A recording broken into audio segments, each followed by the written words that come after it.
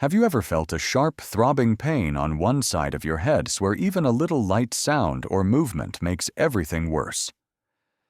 Migraines affect about 1 in 3 women's and 1 in 8 men's at some point in life. But here's the truth. Most people miss migraine as NFT just a bad headache. It's a full-body neurological condition. It can mess with your sleeps, your moods, your energies, and even your daily routine. In today's video from Health 2660, we'll break down what migraines really are, why they happen, and most importantly, what you can do to find real and lasting relief. Let us get started. So, what exactly is a migraine? It's not just a bad headache. A migraine is actually a complex brain disorder, one that can bring intense throbbing pains, usually on one side of the head. But that's just the beginning. Migraines don't just hurt, they disturb your senses. They can make you feel queasy, like your stomach is turning. Lights that are normally fine, like a lamp, or the sun through the window suddenly feel way too bright. Even soft sounds like music or someone talking can feel sharp or overwhelming. And then there are the visual changes. Some people see flashing lights, sparkles, or blurry spots. Others describe zigzag lines that move across their field of vision, like a shimmer or static on a TV screen. It can be scary if you don't know what's happening, but it's actually a common part of a migraine called an aura. And here's something surprising. Some migraines don't even come with a headache at all. This isn't the same as a tension headache you might get from stress or lack of sleep. Migraines go deeper.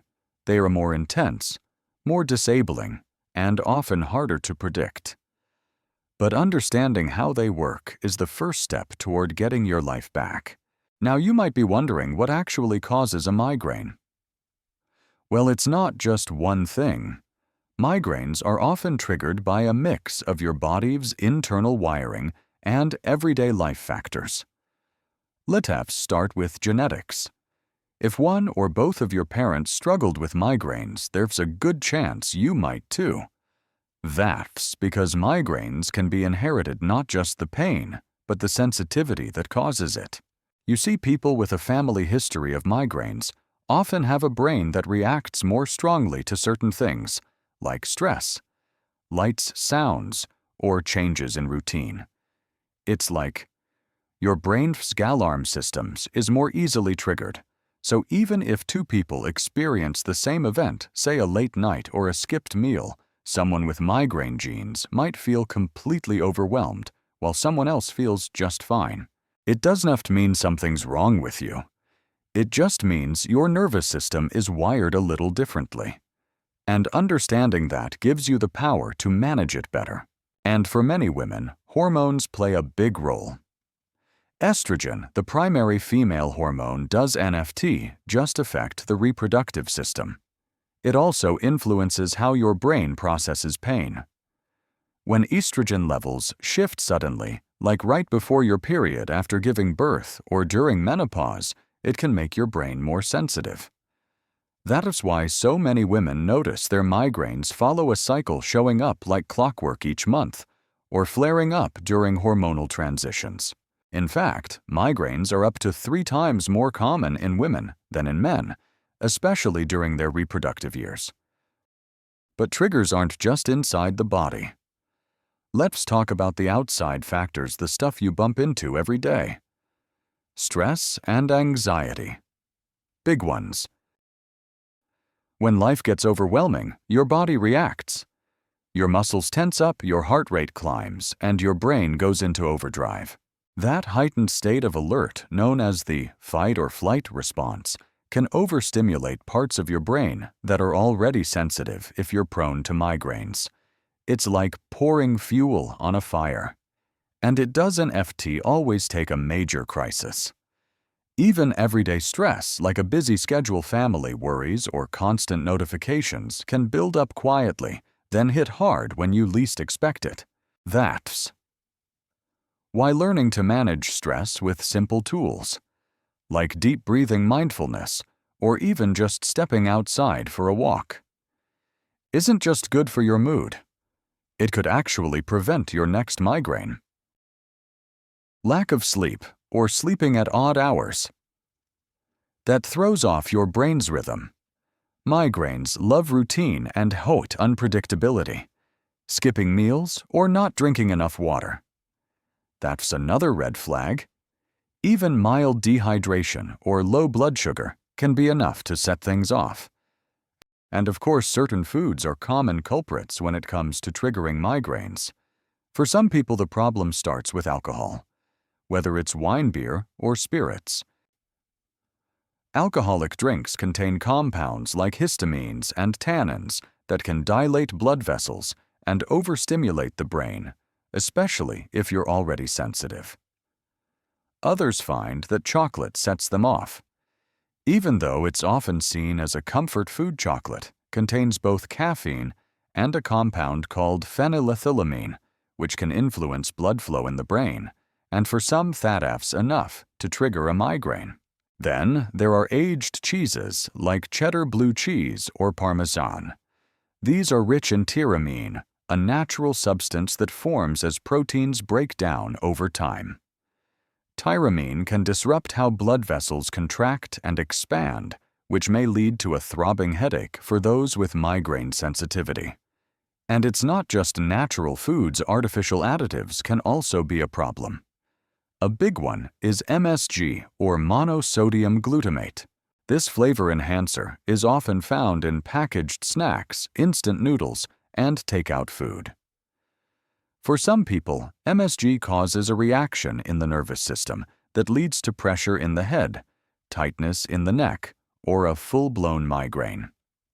So if you notice headaches creeping in after certain meals or snacks, it might be worth keeping a food diary. Everyone's triggers are different, and understanding your personal patterns is a powerful first step toward prevention. Your environment matters too.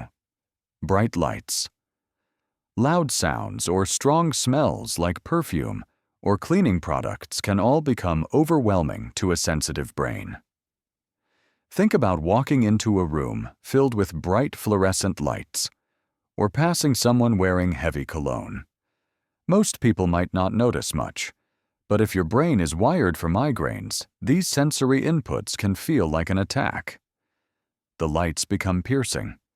The sounds feel too loud, and the smells can be nauseating.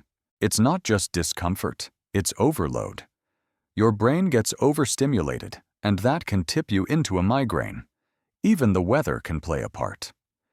Yep, something as simple as a shift in the weather can set things off. Sudden changes in temperature or barometric pressure. They might seem minor, but to a migraine-prone brain, they're like turbulence. Some people feel a headache coming on right before a thunderstorm or when a cold front moves in. It's your nervous system reacting to the environment, and it's more common than you think. The tricky part is, triggers are different for everyone. What bothers one person might not affect another at all. That's why learning your own patterns and listening to your body is so important. A migraine isn't just a random headache. It's a series of phases your brain goes through like a storm, rolling and peaking and slowly passing. Phase 1. The prodrome. This phase can start hours or even a day or two before the actual headache. You might feel unusually tired, see mood aches, or suddenly crave certain foods. Maybe you feel yawning more than usual or can't quite focus. That's your hypothalamus at work, the part of your brain that manages sleep, hunger, and hormones. When it starts acting up, it's often the first clue that a migraine is on the way. Phase 2. The aura now. Not everyone experiences this, but if you do, you know how strange it can feel. You might see flashing lights, zigzag patterns, or experience tingling in your hands, face, or lips. Some people even have trouble speaking for a few minutes. This comes from a wave of electrical activity that spreads across the brain kind of like a ripple in a pond. It temporarily changes how your brain processes sensations. Phase 3. The headache itself. This is the part most people think of when they hear migraine. Throbbing pain, usually on one side of the head. The trigeminal nerve, which carries sensation from your face to your brain, becomes activated, and it starts sending pain signals. Meanwhile, blood vessels in the brain become inflamed and irritated. Even soft light, or the sound of someone talking, can feel too much. Some people even feel pain just from brushing their hair or moving their head slightly. Phase 4. The postdrome, also called the migraine hangover. Once the headache fades, the migraine isn't always over.